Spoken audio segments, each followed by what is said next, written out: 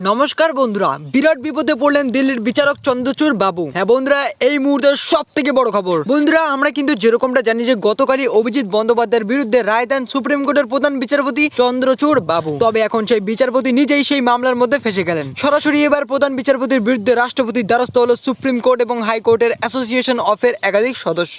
সমকামী মামলা নিয়ে দেশের প্রধান বিচারপতি শ্রী চন্দ্রচূড়ের বিরুদ্ধে রাষ্ট্রপতির কাছে অভিযোগ জানালেন সুপ্রিম কোর্ট এবং হাইকোর্টের সদস্যরা। রাষ্ট্রপতি তাদের এই অভিযোগ শুনে একমত হন আর বলেন যে আপনারা চিন্তা করবেন না, আমি আপনাদের পাশে সবসময় ছিলাম আর থাকবো আর আছি। কেউ দুর্নীতি করে বাঁচতে পারবে না, যারা দুর্নীতি করবে তাদের আমরা জেলের ভাত খাইয়ে ছাড়বো। আর যদি বেশি দুর্নীতি করে থাকে তাহলে তিনি মৃত্যুদিন পর্যন্ত জেলের ভিতরেই থাকবেন, জেলের এই অন্ধকারে কুটিরে। এমনটাই জানিয়ে দিল রাষ্ট্রপতি। বন্ধুরা, আসল ব্যাপারটা হচ্ছে যে বর্তমানে পুরো রাজনৈতিক মহল খেপে গিয়েছেন এই দুর্নীতির বিরুদ্ধে। বন্ধুরা, এবার হয়তো আপনাদের মনে প্রশ্ন জাগতে পারে যে এই চন্দ্রচূড় বাবু অর্থাৎ হাইকোর্টের প্রধান বিচারপতি কি এমন অপরাধ করলেন। বন্ধুরা, এই বিষয়ে এখনো সেরকম কোনো কথা জানতে পারা যায়নি। যখন আমরা জানতে পারবো তখন কিন্তু আপনাদের কাছে পরিষ্কারভাবে জানিয়ে দেবো যে তিনি কোন অপরাধের সাথে যুক্ত রয়েছেন।